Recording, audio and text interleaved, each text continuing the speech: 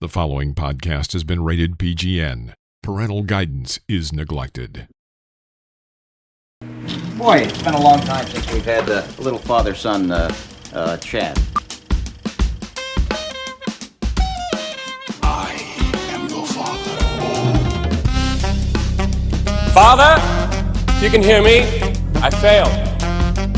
Don't let your mother smell that beer on your breath. She'll take it out on me. I'm here with my dad. I know what you're gonna say, son. And you're right. You're right. Who is your daddy and what does he do? I've abandoned my boy! Hey everybody, welcome to episode 11. We are full-fledged into double digits now, Jackson. We're in it. There's no going back now. We're in it now. At what point do we go? We're veteran podcasters. Now that we've done 11 episodes, well, almost. If we make it through this episode, I don't know if we will. What if at this point it's a little shaky. What if we got into a huge argument and there was a walk-off? Who would walk off first? That would be you. Yeah, I would walk off. So what kind of question is that? That's a low. That's a low bar. I walk out of anything uncomfortable or. We were just discussing before we started the broadcast. I asked Jackson always makes me do this thing. What do we call it again, Jackson? Where we clap our hands. The clap sync. The clap sync. You clap sync. Yeah.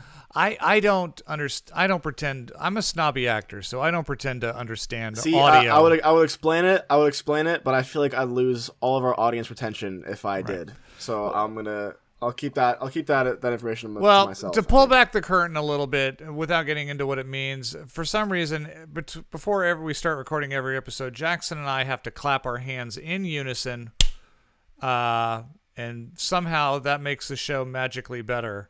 According to Jackson. And then we have... That doesn't make anything better. It just makes it easier on me to edit it. And we've forgotten to do that clap like at least twice, right? Yeah. And then every time we do, you're like, oh, we didn't clap. And I'm like, does that really make it hard? How hard? How many hours does it add if we don't clap right before we start? It doesn't add any hours. It probably adds like 5 minutes. But it's just annoying. It's annoying. It's 5 minutes that I could be using to not to have do anything else. When you're in the editing bay, when you're there at Lucasfilms, and you're trying to put this all together, yeah. Hey, you know what I noticed today when I was driving around in my car? I was listening to other podcasts because I'd already listened to ours 5 times through. You know, just of course. What'd you second guessing? No, I was listening to other podcasts that I enjoy. Everyone's still talking about the Maverick. Like that. Really, that they're movie, all still talking about the Maverick. Yeah, people are still posting about Maverick. I mean, we. You know what's so funny? I was on social media the other day, and one of my close friends, social, kind of an acquaintance. Which social media? Which one were you on? I was on Snapchat. Yeah, I don't know how that one works, but go on. Someone that I went to high school with, no one that you would know, posted and said, "Just watch Top Gun Maverick. This is the best movie I've ever seen in my life." And I was like, there's no way. There are people literally tripping over themselves. And now it's only been out a couple weeks. I know multiple people who have already seen it 2, maybe even 3 times. Like people are going back for repeat I don't viewing. Get it. It's yeah. I mean, that's so weird to me. What's funny is if you missed it last week, and we're not going to review the film again, but I enjoyed it very, very much. I gave it a B+, which is, as you all know, is a very high ranking for me. Yes, of course. Jackson, I think, gave it a 5 or maybe a 6, kind of an average. 5 out of 10, yeah. Yeah, and I was listening to Jimmy Pardo's podcast today, Never Not Funny, and he's a huge movie fan, as is his son. And he absolutely loved it and gave it a glowing review, much like I did. And his son Oliver, who's also a big high school film guy, felt about like you did, Jackson. Was like, it's fine, you know. Yeah, it just was average, it was fine. C, kind of, whatever. So, I guess the question that I'm asking here is, what the fuck is wrong with your generation? Why do you guys have such a stick up your ass about fun popcorn Nothing's wrong. movies? It's just like why isn't why can't your generation just embrace a film that's fun and silly and machismo and First over of all, the it's top? not. Don't just say my generation, because I just said someone that I went to high school with said it was the best thing they've ever seen in their entire life. Yeah, so. but you drove a short bus to high school too, so I mean we have to clarify. Oh my god. Yeah, I don't know. I don't know what the deal is. It seems to be a big hit, and I appreciate it. I mean, it was a fun movie. I don't think there's anything wrong with it. It was just a fun movie. I just didn't love it that much. And are you gonna go see it again? Yeah. No. I don't need to. What is that going to do for me? Are you going to go see it again, even though you can see it for free now? Due to your new entertainment job? Your first job in the entertainment industry? I got a job at a movie theater, yeah. I'm working for the man. For the man now. Jackson, home for the summer. I also worked in a movie theater during the summer. One summer, I think it might have even been after my freshman year in college. That's so funny. Jackson's trying to make a little bank because without going into too much detail, he wants to study abroad next year for a little bit. So I told him he's got to throw a little bit in the piggy bank for that. So are you excited? Are you excited? I am excited. I'm excited. What would be? It's not like the most fun thing in the world, but I'm working at a movie theater. What would be the worst job they could give you at the theater, and what would be the ideal job? If you could do anything from concessions to locking the doors, here's the thing. I was thinking about this. Mm-hmm. I don't know, like, if you're manning the projector. Oh, you can these days. First off, what does that mean? Okay, do you hit play? Is that it? First off, as a veteran movie theater employee back in the late '80s, you will not see the projector. The projectors back then, at least, I remember there was actually a projectors union. Like, that was a job. People came in and their professional job was to run the projectors, and that's all they did. And the ushers, and nobody had anything to do with the projectors. Now, remember, that was like 30 years ago. I'm pretty sure it's probably all automated and controlled by a computer now. But I would think so too. Right. Back in my day, there was actually a guy, like, I remember, it was like, hey, Doug, he's the projectionist. And he would go up and he'd probably sleep most of the time, but have a little alarm. And he'd have to go, and every once in a while he'd fall asleep, and we'd have to go knock on the door. And it's like, hey, man, can you start Romancing the Stone in Theater 4? Yeah. You know? Everyone's complaining, and they're like, "Oh yeah," and he's literally like, and I think they that's when they had to change the reels too, so like that's what I was saying. Like, that's a whole thing. Yeah, so I have a feeling it's all done, but you're not going to touch that though. No one's going to trust you with it. Yeah, we'll see. No one's going to trust you. With that. I'm trying to think about it. There's not that many jobs to do. I mean, there's concessions, checking tickets, and cleaning. Right. And that's pretty much it, unless I had a manager just what if like something like that. But what if like on night one, some drunk guy pulls like an Amber Heard right there in the theater? An Amber Heard? Yeah. What do you mean by that? Are you not following the Johnny Depp Amber Heard? No, but like what? Like pretends that someone hit her? Like I'm what do you mean by that? No, allegedly Amber Heard took a crap in Johnny Depp's bed. Oh, okay. Right. You did hear I didn't that. know what part you were referencing. You're on Snapchat. Okay. You had to have heard about that. Come on. No, I did. That would man, I don't know. Night one, someone leaves a deuce right. Don't jinx me like this. I'm gonna be working Jurassic World week 1 too. That's gonna be my first week is opening for Jurassic World. Oh yeah, that's right. So you're gonna have all the guys dressed up like Jeff Goldblum and everyone's gonna be doing the. Now see, a little bit of Chris Pratt. If you're listening right now, Jackson's doing the Chris Pratt. I'm doing the Chris Pratt. What do you call it? The calming of the raptor. The calming down the raptor while he slowly sidesteps towards it with his putting hands his hands out in front of him, like easy girl, easy. Yeah, like they. Whoa! It's gonna be all right, you prehistoric creature. We have a connection. Yeah. Yeah. That'll be next week. That will be next week. Before we get too deep into the episode, I do want to say, we rebranded.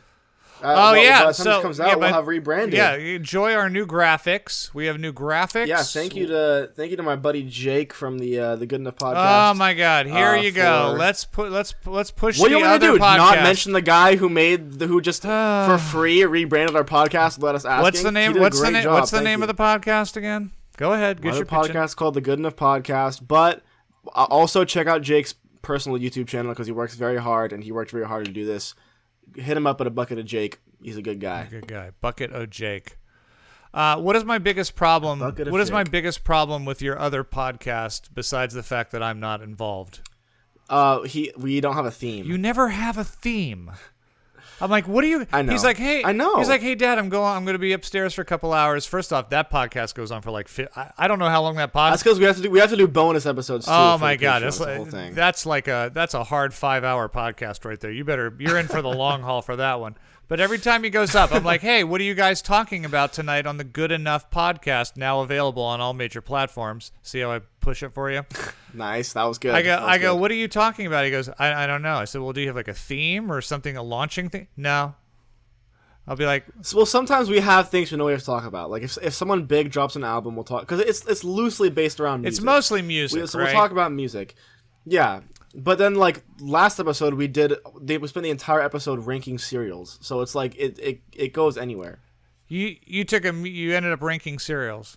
What one? I remember you mentioned that to me. What was the number one cereal? So the S tier, there was no like official number one, but we had. Wait a minute. If you're gonna do a top 10 of cereals, you have to. We didn't do a top 10. It was like a tier list where it was like the A, B, C, D, E, F. It was like, what tier are these cereals on? So there was only a certain amount. So like I would say there was 5 at the top. So if I would say like Lucky Charms, you would all argue about, is that a tier A, a tier B, a tier C, exactly. or a tier D? And then at the end we had a completed tier list that you could see. Okay. Was the A? So was the top? Was the top? Hold on. Was Apple Jacks in tier A?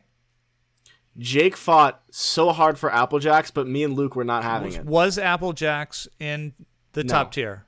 Then your list is bullshit. That's insane. What is with you and Jake? There's no reason. I don't understand reason that. To go any further. He's gonna see, and now you said this, and I'm never gonna hear the end of it from Jake because he's gonna be like, "See, you knew I was right. We should have." Let me guess. You probably put Honey Nut Cheerios up in tier A.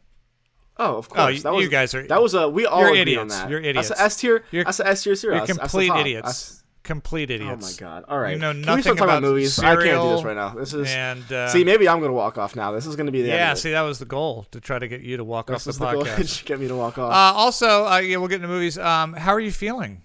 You were a little sore this week, weren't you? What'd your old man make you do last weekend? Yeah, my dad. I didn't. So first off, all, I didn't make you. My do dad anything. doesn't. You didn't make me, but you misguided me into thinking that it was something different. Okay, when I say the word hike, yeah. What do you think of at home? You think about, we're gonna walk. We're gonna walk up a beautiful trail and take our time and take in nature. Right. No. So all I know is he said, "You want to go on a hike with me?" And I said, "Absolutely, I want to go on a hike with you." Right. That's sweet. So we wake up early. That's sweet of me. And we drive to San Bernardino. These beautiful mountains in San Bernardino. It's super scenic. Yeah. And we're with his group of other people like that he hikes with and does running with, whatever. Mm-hmm. And he takes off. Right. Like speed walks up this 8-mile mountain. Well, I needed to get there. So I took my time, but man, was that taxing, because you got to first of all, my feet were blistering immediately. That was really rough. Yeah. I had blistering feet. Yeah. I really messed up. My meniscus is actually bothering me a little more today. I got to keep icing that because I thought I had fixed it, but apparently not. Oh.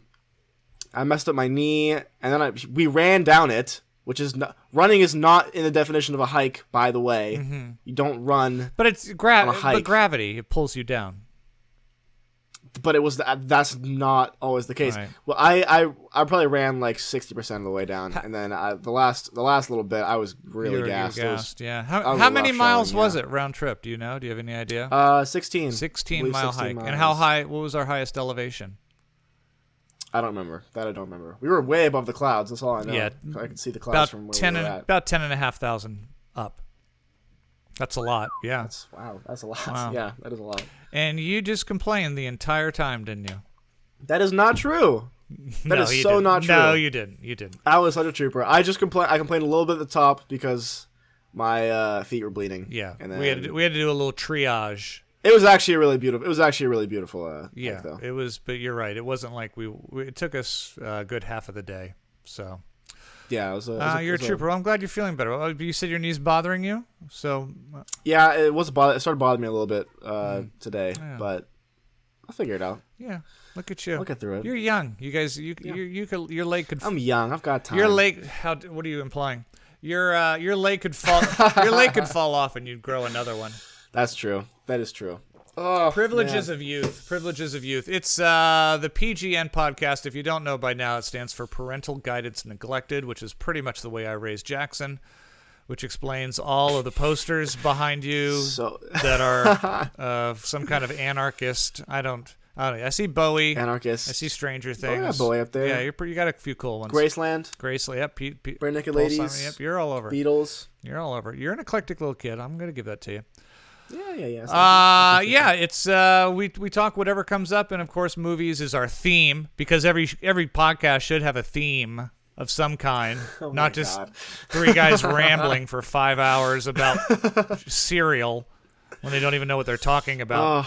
We like to boast that we're industry people in some way. One wants to be, and I've been dabbling in it for a couple decades.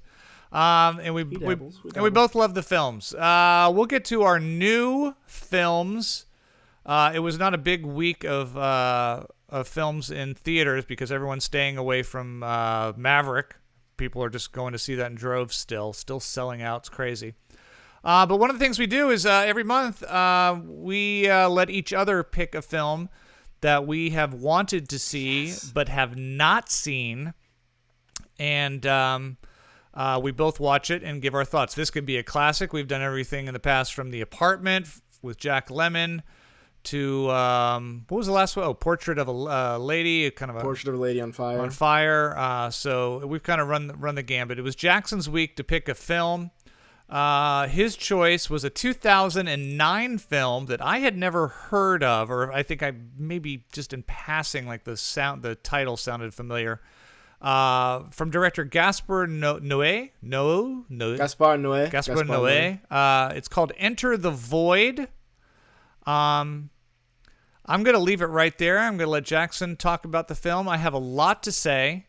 I'm sure you do. This is a pretty packed film. It's a foreign film.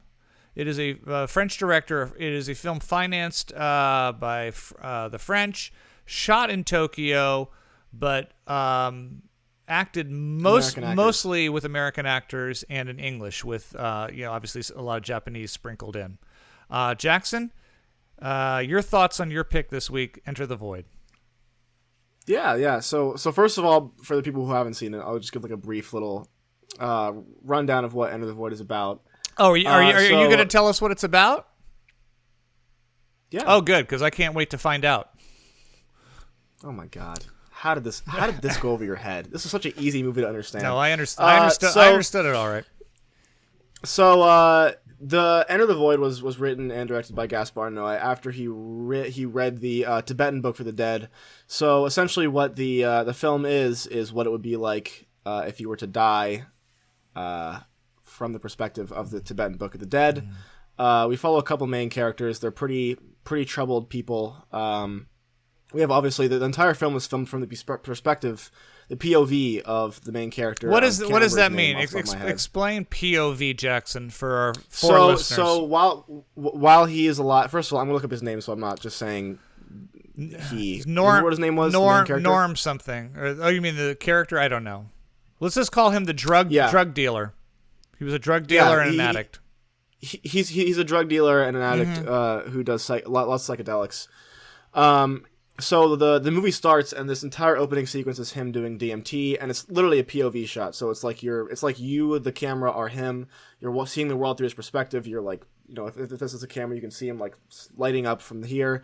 And then when eventually a drug deal goes bad, he gets shot in the chest, and the rest of the film is kind of from the POV of his spirit. So we're kind of like watching his life, past, present, and future, from the perspective of his spirit. Because in the Tibetan Book of the Dead, what happens is when you die, your spirit lives your body, and you're then forced to live through your past, your present, and your future infinitely until you're eventually reincarnated. So what did I think of this movie? Yeah. It was long, right? It was what, about 2.5? It was long. 2.5 hours. And I've read that there's a director's cut that's actually about 20 minutes longer than the cut that we watched. How did you hear about this film? How did this make it to your list? So Gaspar Noé is someone that I've been like aware of for like a long time. I've just heard people talk about his movies a lot. He has another movie called Climax that has a lot of buzz. But actually, I took a Black Mirror class. I think I mentioned this before. I took a Black Mirror class in my school last semester, and this was mentioned a couple times just because of obviously the themes of death and things like that. And so yeah, I added it from that. But I've heard a lot of people talk about this movie. I've seen a lot of people review it and talk about it. And Gaspar Noé is someone that a lot of people look up to as well. I know he's very influential. Yeah. What'd you think about it? Now that we know what it's about. I could not sleep the night after I watched this. This was such a it's a very heavy movie. I think I loved it. I know I don't think you liked it as much as I did. At least I think so. Right. But this is probably one of my favorite movies of all time. The way it was shot. Right. Was absolutely phenomenal. I thought that the lighting and style were perfect for what it was trying to accomplish. I just loved every second of this movie. Really, really, really fantastic stuff. I loved how complex the characters were and no one felt one-dimensional. I loved just the overall concept of going through a religious book in a way that just what it would be like if you died. I don't think anyone else has done that. Well, I guess other people have done that, but not from like so exact to what the source material was. God, it was just so good. It was stylized, but it wasn't too stylized where I was taken out of it. I understood. Actually, I actually did read into this. Okay. Because I already gave an explanation of the film, right? But Gaspar Noé actually says that he wrote the film from the perspective of the guy doesn't die. Like he says that he gets shot and he doesn't die, but he's losing a lot of blood and he's on DMT. So it's like what it would be like if you were to be on DMT, I guess, and almost die. But it's obviously it's supposed to also represent the Tibetan Book of the Dead. Right. Scale of 1 to 10. That's what you like to do. You're the numbers guy. You're gonna make me rate before you even say anything? Yeah, I'm curious. I'm curious to hear what. 10. One of your favorite films of all time. This is a top 5 movie.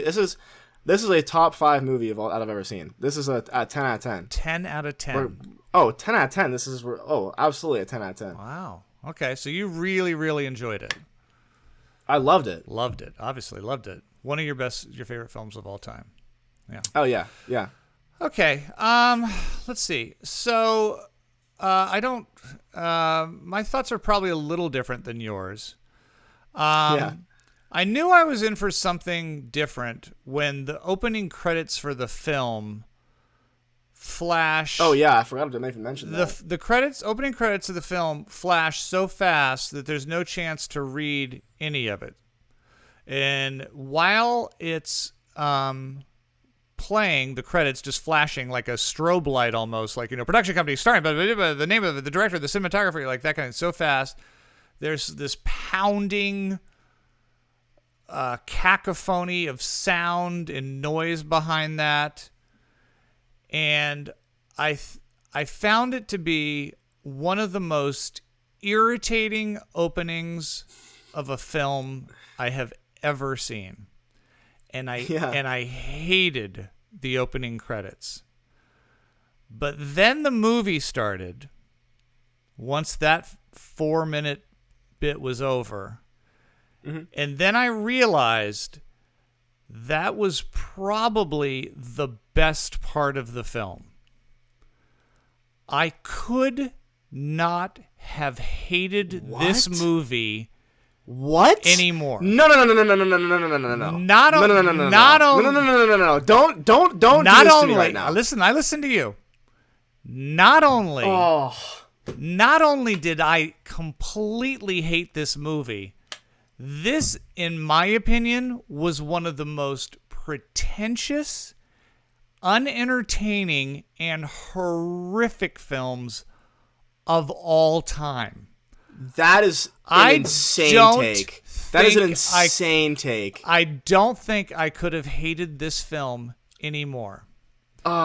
It was sheer torture to get through this.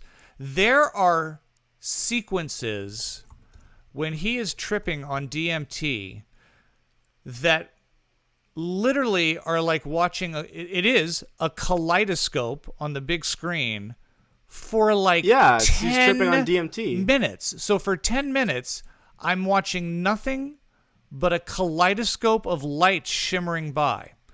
Then when he does get killed on a drug bust and he's floating as a spirit from body to body or into the future or the past, sometimes the segues. I have never seen someone direct a movie so much that has so little interest in the actors, in the story. What are you talking about? In the story? It's all about, look at me, look what I'm doing with the camera, look what I've done with the sound, look what I've done with the lights. No. That is just a blatant lie. That is a blatant, completely empty critique. Okay, what are you talking about? Here's the story. Guy moves to Tokyo. Guy and a girl's parents are killed at a young age. They're orphaned. They're split up. One moves to Tokyo, does drugs, gets his sister to come see him. She becomes a prostitute. He dies. She has sex with a lot of people. There's your film. There's your story. And how is that all you got out of this? There's hours. No way that's all you got out of that. It is. There's no way. I didn't sleep for 2 nights after watching that movie. I didn't sleep either because I couldn't believe. Did we watch the same film? It was. Did we watch the same film? Horrible. Are you sure you didn't watch like a My Little Pony movie? No, I watched the first hour with you, remember? And then I had to finish it the next day. I almost couldn't make it through the. It was one of the most painful things to go back and watch. That is such a bad take. I can't even describe to you how bad of a take that is. It is. That's ridiculous. So bad, Jackson. It is. That's ridiculous. You haven't made a single valid critique of this movie at all. All you've done is explain the plot in a way that does not do it any justice, and then say that it was bad. I don't understand. There is a sequence. About a half hour into the film, where the lead guy and his friend are walking down a flight of stairs.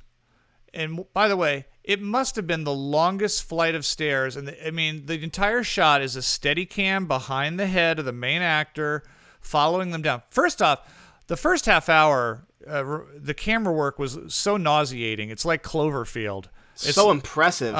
So impressive. No, not really. I've never seen anything shot like this, and it works perfectly for what this is. It is going to make you nauseous. It's going to make you. If you're weak and can't stand. It is literally. It is a 10-minute sequence of them walking downstairs, walking through the street, and talking about absolutely nothing that resonates. It is. Oh, did you read the book? The Tibetan book you read? Well, you really need to read it. And hey, do you want to score some drugs? And hey, your sister, she's good looking. And yeah, do you trust this? It is. Oh, Jackson, I knew you were gonna love this. I hated it. I mean, oh my god! And the sex scenes, the last half hour is so. It's so ethereal and weird, and it's this camera just zooming from room to room, and I guess this sex club brothel, and it's just you go to one room and there's people having sex like this, and you go to another room and there's people having sex like that, and all their genitals are glowing, and I'm like, I don't know why they're glowing pink, but they're glowing. I actually pink. in my my Letterboxd review, I said if I don't gaff a light to a penis by the end of my career, it's so. Oh, it's so pretentious. That's the word. Why is it pretentious? Because there's not a moment in this 2.5, and my God, people, it's 2.5 hours of this. There's not a moment where I connect with any character, when I connect with any part of the story. It's all about what is happening with my camera. And what is happening with my lighting? That's just not true. It is not true. It is a visual. That's not true. It is a vision. No, write it off like it that. is a directorial visual masturbation. That's what it is. It is the epitome. I defy anyone to tell me that this was an entertaining 2.5 hours. It is excruciating. This was an entertaining 2.5 hours. Wow. I didn't. Horrible. If you're watching this podcast right now, do not. And I'm telling you right now, this is a hot. I guess he's on this side of me. This is a hot take. Okay, this is not the general consensus of how this movie. Yeah, it is extremely highly rated. I film. want people to go see this. I'm begging people to go see this. This is one of the best films I've ever made. Please watch it. Please watch it. Then please drop your comments about who you agree with. By the way. And why. By the way. Please drop your comments about who you agree with and why it's me. You don't have to watch all of it, because you're not going to make it past the first. You do have to watch all of it. Because 30 minutes in, you're going to want to shoot yourself in the face. That's just not true. Yeah. You can't. Okay. First of all, can I just say, you went into this movie with the worst attitude. You went in looking for things to nitpick. You absolutely did. You've been ever since I even said the name Gaspar Noé, you've been groaning and moaning because, he's French and it might be different. It is different, and I'm glad it is. One of the best films I've ever seen. All right. Top 4 of all time. One of the worst films I've ever seen on my scale. Completely slanderous. This gets slanderous. Baseless claims. Solid F.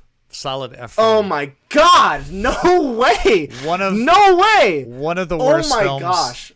This is the most heated I've been on the entire history of this podcast. There is just no way that you think that. That's I'm sorry. Actually, an insane take. I think there's a reason why you don't hear a lot of people talk about this film. I've heard so many people talk about this film. Well, it's just we need to have you run in different circles. Hey, it's the PGN podcast. That's Parental Guidance Neglected. Yeah, segue out this before I blow a gasket. 2 generations of people, relatives, father and son, if you will, watching motion pictures and maybe in some cases reacting slightly different. Can we find something to agree on, or I'm gonna. Dinner time is. I'll lose it. Dinner time's gonna be fun tonight. I'll tell you that once we get off the air. That movie. I feel like I just talked politics with a relative. Yeah, I know. Oh my God. Yeah, feel like a trip home to Virginia now or Texas. So Jackson, I want to thank you so much for your choice, Enter the Void, and look so forward to whatever you'll pick in the month of July. However, I'm just gonna torture you from now on. Yeah.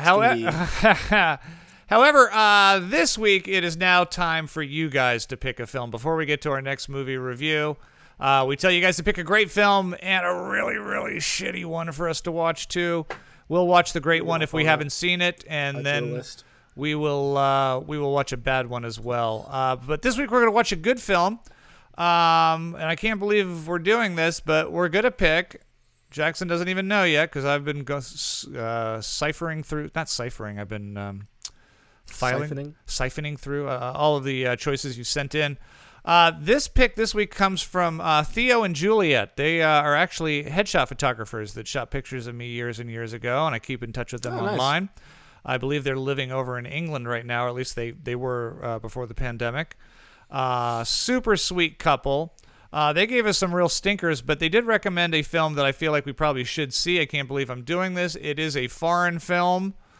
Can't believe I'm jumping. Look at someone's excited. Let's go. This is a film I believe is in 2016, maybe. It actually was the Oscar winner for Best foreign film. It's a German movie. It's directed by, ready for this, Florian Henkel von Donnerschmark. Oh, Henkel von Donnerschmark. Yeah, I'm a huge von Donnerschmark, Henkelschmark guy. But I do remember the film. It's called The Lives of Others. I remember it getting a lot of good press. It won the Oscar. It's all German people in it. I do think it has something to do with the fall of the wall. The Berlin Wall. Saying something about the fall of the Berlin Wall. Yeah. It's on the list. But that's 2006, by the way, not 2016. Oh, yeah. So I was a decade off there. 2006. The Lives of the Others. Jackson and I will sit down and watch that this week. All right, I'm and excited for that. Then I know. Thank you guys. Keep sending. Listen, it's no Enter the Void, but we'll see. Oh my God! If it's Enter the Void, I'm gonna shoot myself in the face. Worst film, man, ever.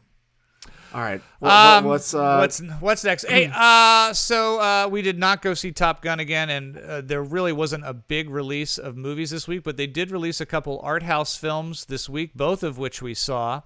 We saw two new movies. There was two movies that opened this week. The first of which is from director David Cronenberg, who some people, obviously film nuts, will know. His probably most successful commercial hit that he directed was the remake of The Fly with Jeff Goldblum and Gina Davis way back in the day. He's had some pretty crazy films as well, Crash, Dead Ringers, and then just recently Viggo Mortensen has become kind of his muse. He's in his go-to. Yeah, he's been in his last two films, A History of Violence and Eastern Promises, which I loved both those films. This new one's called Crimes of the Heart. It's with Kristen Stewart, Viggo Mortensen. Crimes of the Future. Crimes of the Future. Yeah, Crimes of the Heart was Sissy Spacek, and that's based on a Sam Shepard play. So yeah, thank you. Crimes of the Future, and then Leah Seydoux from the Bond movies. She's the love interest in all the Daniel Craig films, and she was also in The Lobster, Jackson, that movie you won't shut the hell up about. It's called Crimes of the Future. It's called Crimes of the Future. It's definitely turning back the page on more like Cronenberg's early stuff, Videodrome, and some of his weirder tones. Jackson, what did you think of Crimes of the Future? I should say it's set in a, what would we call it, a dystopian future? Dystopian future. Yeah, dystopian future, having to do with organ doning and performance art and possibly evolving too quickly, and it's Jackson, thoughts. I'm hoping we can find some common ground here, and I'm hoping this will prove to you a little bit that I'm not a complete idiot when it comes to movies that have style.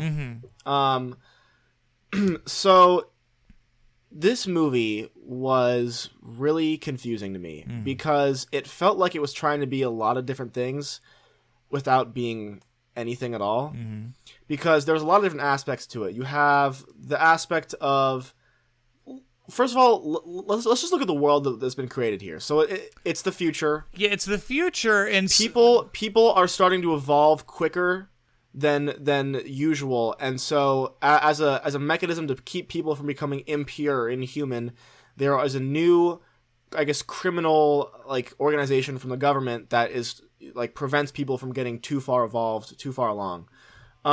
Hygiene hasn't become necessary anymore because people don't get sick anymore. People don't feel pain. Pain is no longer. People don't feel pain. That's a big proponent. People don't feel pain anymore.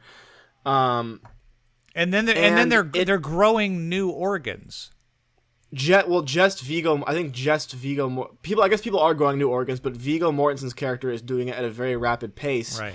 And so him and his partner are using that to create art shows where they remove his organs for an audience, and some kind of display of, I guess, artsiness. Yeah. Here's a couple of my issues right off the bat. Everybody is dressed completely normal. Like, it's the future, right. But everyone's dressed completely normal except Viggo Mortensen. Yeah, who goes... he's the only one who wears this really drapey hood and a mask. Yeah, he's Dark Man or something. I'm like, I don't know why he's walking around. It doesn't make any sense. Yeah. So there's that. One of the biggest things one of the biggest proponents is that surgery, or I guess cutting and pain, has become the new sex. Yes. Like that's the new thing that gets people aroused because it's like you don't feel pain as much anymore, so it's like a rare treat, I guess. Right. So there's a couple scenes where Viggo Mortensen and I can't remember what the other actress name is. Léa Seydoux. Yeah, Léa Seydoux are together and they've cut each other up. And it's weird, but the weirdest part to me is that they only scar sometimes. Because they have all these really meticulous scenes where people are getting cut into and there's cutting and scars are opening, but the scars only appear when it's viable to the plot, like when Viggo Mortensen has that big mark on his stomach when they open him up. But he didn't have it beforehand, even though they've been doing this performance art thing for a long time. Right. So that took me out of it a lot. Another thing, I understand that hygiene isn't important anymore in this society, but every building looks like it hasn't been touched in 1,000 years. Yeah, everything's dirty. Like, everything is desolate and dirty, but it doesn't make sense because it just looks disgusting, and why would anybody want their house to look like... And then, there was just a lot that was unexplained. And then there's this whole troop of humans that are secretly underground making candy bars made of plastic because plastic is the new food. Because now But just for a limited number of people who have chosen to eat plastic through surgery. Yeah. However, and this is the big plot point, the leader of this new group who has surgically caused themselves to only eat plastic has a son who naturally can only eat plastic, who was killed by his mother, and Viggo Mortensen is hired to do a live autopsy as an art piece. Yeah. This movie was all over the place. Yeah. What the hell? Yeah. Like, what was going on the whole time? That was... fits so much into an hour-and-a-half film. If you are confused by what we've laid out as a story, and I think we're only scratching the surface of still so much of crimes of the future, let me try to surmise it like this. On Wednesday, I watched a movie called Enter the Void, and I firmly believed. Why did you do this? I firmly believed at the end of that film I had just witnessed the worst movie I had ever seen. On Friday, I think I saw the second worst film I've ever seen in my life. It was so okay. I'm gonna ignore everything you just said about Enter the Void. This is such a horrible, horrible film. There is nothing redeeming about Crimes of the Future. It is stupid. It is nonsensical. It is... I'm not sure what Cronenberg is trying to say, and I don't care. There's absolutely nothing to be said about. That's the thing I like. Dystopian movies, like, when I think about dystopian, I guess, things like Blade Runner, that has something to say about AI and, like, the future of artificial intelligence. I'm reading Brave New World right now that has a lot to say about capitalism and the future of our society. What does anything in this movie have to do with anything? And that's not to say that dystopian movies have to have something to say, but it helps sometimes. And when a movie is so misguided as this one, there was a part of there are plot points that never get brought up ever again. When we got home from watching this, and Jackson and I watched it together in the theater with a bunch of old people snoring. When I got home... No, that was the movie the next day. Oh, the next one. That's true. Later. We'll get to that. That was the next one. When I got home, I said, you know what? I probably should go online and research exactly what the themes of this film were and what Cronenberg was trying to say. And 2 seconds after I thought that, I said, I don't care. This movie is so insultingly dumb. It's I'm trying to think of more adjectives. The breakfast chair, I wanted to laugh out loud. I didn't know there's some kind of chair that Viggo Mortensen sits in that digest, helps him. But it just kind of jerks him around like this and makes it harder for him to eat for some reason. It is extremely graphic for no other reason than to just be graphic. It opens with a scene of a murder of a child that is not anything more than just stomach churning. It's an an absolute insult of a motion picture. And you know what?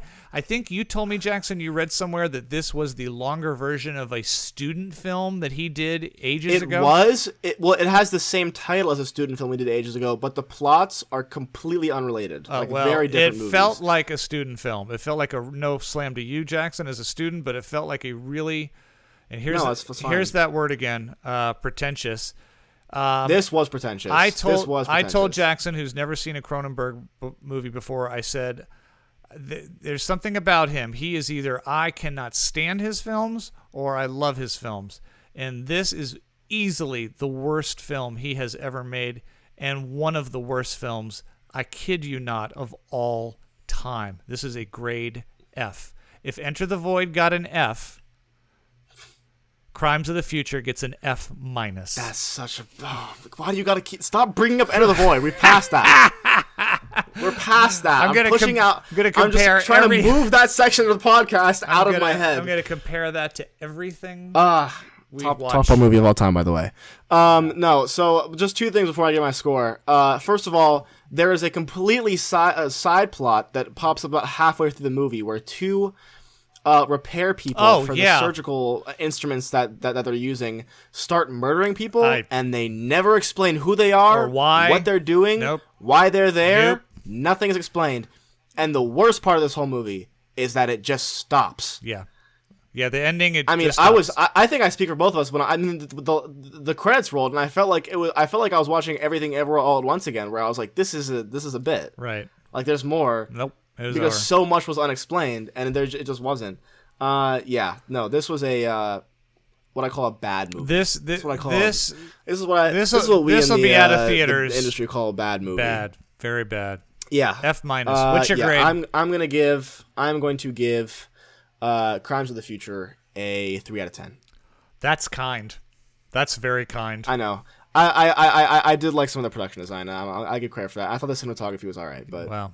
Okay. Actually, that's a lie. The cinematography sucked. I don't know why I just said that. Yeah. The lighting sucked in this movie. Yeah. The production design was good. Okay. New number, Jackson. And give us a new number. Costumes, Come on. The ear guy was very cool. 1. Give it a 1. I'm giving it 2. Give it a 1. I'm giving it 2. I save 1s for like really bad, like Enter the Void. My 1s are like bad, but I'm gonna say 2. No, I swear to God, you gotta stop. I've only given a 1 to 3 movies. Oh. I'm only giving 1 to 3 movies. Oh. Can you guess what they are? Actually, do you think you can guess what they are? The Apple. Knowing me. No. Let me even see. I can't even remember. Weekend at Bernie's. Prayer of the Roller Boys. I haven't seen Weekend at Bernie's. No. Wait. You haven't seen Weekend at Bernie's. I haven't seen Weekend at Bernie's. You don't know what you're missing. Bernie's dead. I have given a 1 out of 10 to 3 movies. I gave it to a short film called Detainment. I gave it to The Greatest Showman, my least favorite movie of all time. Which one? And I gave it to the movie Men. The Greatest Showman. I hate that movie. That's the worst movie. What was the third one? What was the third one? Men. Oh, Men. Yeah. Wow. Yeah, Men. Men. Horrible movie. Men. Remember that? Did you ever watch that show? Was that 2.5 Men? Men. I never did. I never did watch 2.5 Men. Yeah.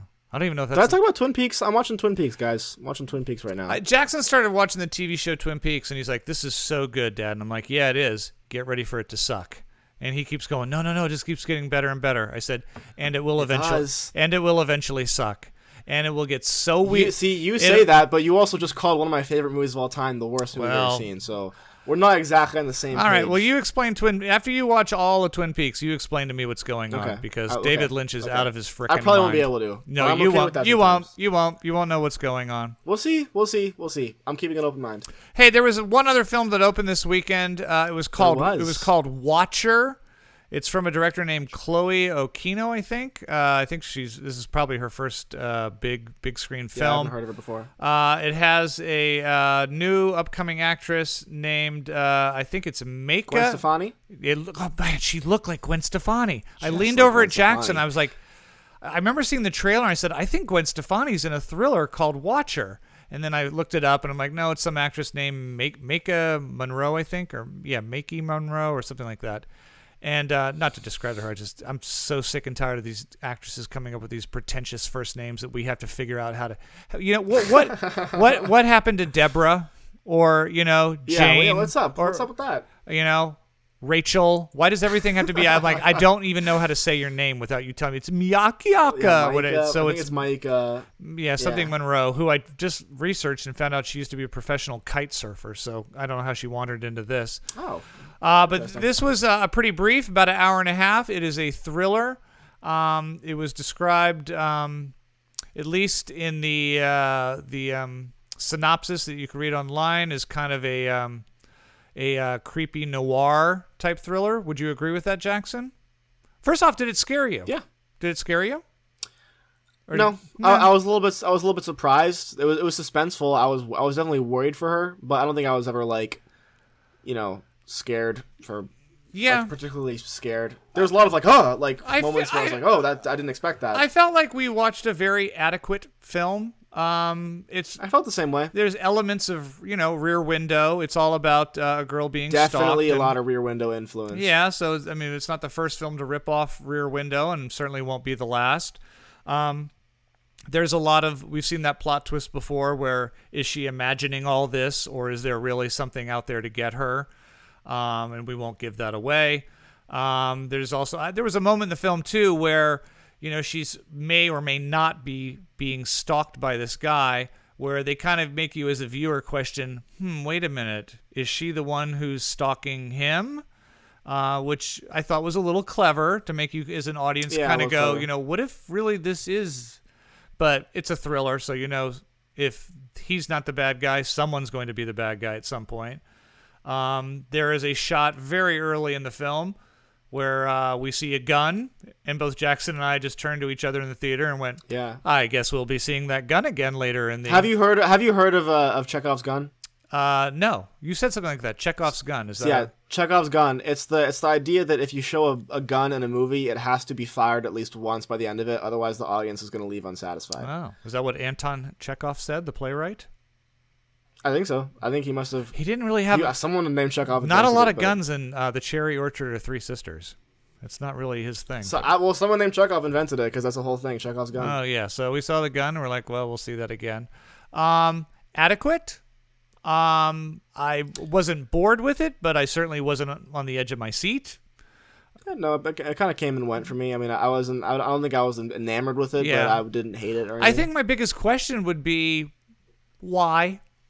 It's like, did someone go? What did someone read the script and go? Oh, this is something we've got to get to the big screen. Or it felt like I'd seen it before. Yeah, I was like, oh yeah, this is about what I expected from a horror movie. Yeah, like a thriller. And it was, I would call it a thriller. It really wasn't a graphic. Yeah, it was more. It wasn't. No, it wasn't. Yeah, if anyone's worried about blood or guts or gore, and to be honest with you, there really weren't any jump scares. There was a lot of times where I was expecting there was one or two little surprises, but nothing where it was like. It was just a lot of holding in suspense. Yeah, I think they were really going more for the creep factor. Like, could we creep you? Just make you feel like a little oh, look. Yeah, unsettled. But it wasn't like that we're going to have a cat jump through the window and suddenly you're going to close the medicine cabinet and the reflection's going to show someone standing in the mirror. So I give them credit that they didn't go to a lot of the really cliches that they could have. I have a feeling that much like Crimes of the Future, this is probably going to be out of theaters this weekend or hard to find after this week. But if someone was home and they said they wanted something a little scary or something and it was on demand or whatever, or HBO, and I go, yeah, watch it. It's an hour and a half. It's not. There's nothing else on. So I can't really rave about it. So I'm gonna give it a C-. It's not. Yeah, I'm not gonna throw it. 10. It was about. Yeah, I'm not gonna throw it. I'm gonna slam her for anything. She's good. She's cute. She's. I believed her. I thought the acting was both for both of them, both her and her husband. Yeah, were both. And was both good. The stalker, who may or may not be watching her. He's character actor I've seen. I think his name's Bern Gorman. He's been in a ton of stuff. Oh really? Yeah, I didn't recognize him. He was creepy. Yeah, Game of Thrones and. He was also in The Dark Knight. I know he has a role in the Dark. Yeah, he was in the Dark Knight. Dark Knight Rises, I think. Don't recognize him. Dark Knight Rises, maybe. The Watcher. Yeah, if you've seen Maverick and you just have to go to a theater this weekend and you can't bring yourself to see Secrets of Dumbledore, because I certainly haven't been able to. The Watcher is is certainly passable, but forgettable on the way out. Yeah. So the question now is, Jackson, we have already bought our tickets for Jurassic World on Thursday night. But now that you are an industry powerhouse guy, you are actually working in the industry. You might be called to duty that Thursday night and have to see. We'll see. I don't know. You don't know your hours or your schedule or anything. I think I find out. Do you get back end like if Jurassic Park does well? Do you get paid on the back end? Do you get like a little bit of the profits, or you didn't You didn't have your agents negotiate because that would make too much sense. That would make too much sense. No. How great would that have been if you had walked into the theater chain at the job interview and they went, "I'll do this job, but I'm going to have to see a little bit of profit share on the other end." Yeah. Where's my cut? Yeah, Where's my cut? I want 0.5% of everything. Without me, no one's seeing this damn movie. So where's my cut? That's what I want to know. Exactly. That's funny. That would be a good thing to do. Yeah. Yeah. So that's gonna be your summer. So you're gonna. It's so crazy. I got you a theater membership to go see as many films as you want. Now you're gonna see the damn things for free, anyways. Although I still don't know how that works. I've been looking into it. It looks. I still have to look. There's a whole procedure thing. Let me tell you how it's going to work with the movie. They're going to say you're going to work. Let's say you're working like a 6-7 hour shift, and it's during the day. They're going to go afterwards when you get off at 9:00. If there's a seat, because they're not going to just give you a ticket, but they're like, if there's a seat in there, it's a slow. Go in there and watch the movie, and you're going to be like, oh, I can go watch a movie. I do afterwards. know I can bring one guest with me whenever I go see a movie though for free. So. Wow.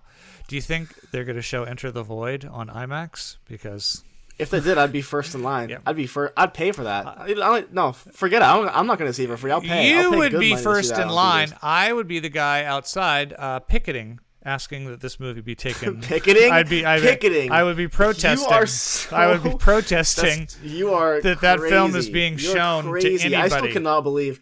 I knew you weren't going to like it. The second, even when I recommended it, I was like, he's not going to like this, but I'm going to make him watch it anyways because this is going to be a damn good movie. And I was right. I got it spot on. I read you like a book. Here's the thing. I had a lot of really great films that I was going to pick for next month for my choice. And now, I want to pick something that just... You're going to pick... Some 1920... Home Alone 4. Documentary... Weird. I don't know what I'll find something. Just remember, you got to watch it too. That's true. Oh yeah, I better rethink that. Yeah, see. Next week, it's pretty obvious. We're seeing Jurassic World. He'll either see it at work or with me on Thursday night preview.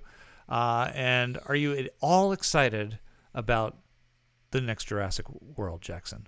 I'm gonna be completely honest. I don't remember anything from the last. I don't either. I don't remember anything. I remember the first one. Because the first one's pretty much Jurassic Park. It's like whatever, the dinosaurs escape and they get away. Right. But the dinosaurs take over the park. Right. The second one, all I remember is they were like, we have to save the dinosaurs. Yeah, something like there was like suddenly there was good dinosaurs and then they were crossbreeding them or something, and I don't remember. And then I'm like, you know what? I should go watch that again, and then I'm like, no, I don't.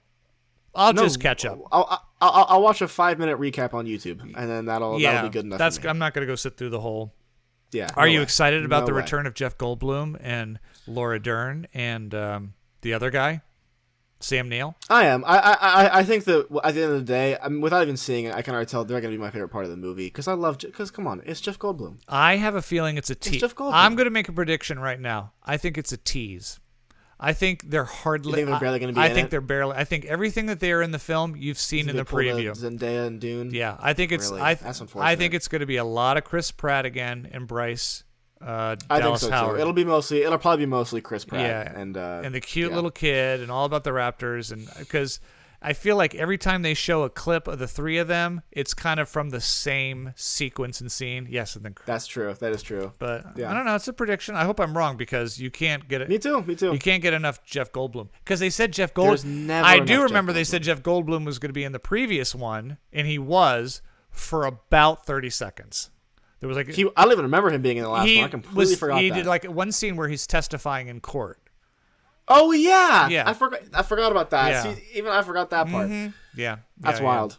That's wild. So since there's only one new movie next week, Jurassic World, and of course we're going to watch The Lives of Others, recommended by the very talented Theo and Juliet photographers. Watch a little German film. Also next week, the return of Father-Son Trivia Off. Yes, I got to do that. Father-Son Trivia. So 3 questions each, trying to stump the other one, but not impossible. It has to be a question where when you hear the answer, you go, how the hell would I ever have known that? It has to be something where you go, well, that's interesting. I thought we both did a good job at that. I thought I came up with 3 great questions. You came up with 2 great questions. 3 great questions. You cannot pull that. Well, we'll just have to see what happens next week. You can't do that to me again. On the second official Father and Son Trivia Off. Jurassic World, The Lives of Others, and trivia next. Oh, geez. Yeah, we may have to. We'll have it next week. We'll make it happen. We'll make the podcast. We'll make it happen. That's what we do. All right. Anything else, Jackson? Yeah. No. Did you get? Good luck finding somewhere to sleep tonight after that End of the Void review. Did you get COVID again? Because I sprayed it all over your room. I didn't get. Well, listen, I'm immune now, so anything that you do. That's true. Yeah. Will only hurt you. Only comes back to bite me. All right. Thanks to everyone. Remember to check us out on YouTube where you can watch and listen. Please also continue to leave comments on YouTube or Spotify or Snapchat or TikTok or wherever we're at. You don't have Snapchat. Not on Snapchat. TikTok. It's Parental Guidance Neglected, PGN podcast. Tell us great film we should see, worst film we should see, and start telling Jackson how wrong he is. Start watching Enter the Void. Yes. Start watching Enter the Void right now. Anyone listening who has seen Enter the Void, please.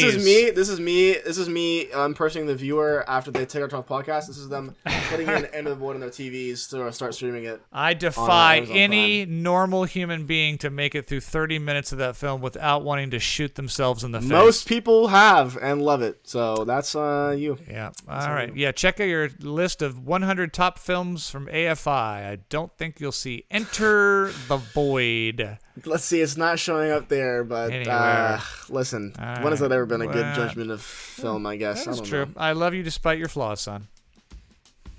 Okay, I'm all right. Get out of here. That's all I'm saying. All right. That's all I'm saying. See you next time, everybody. Bye.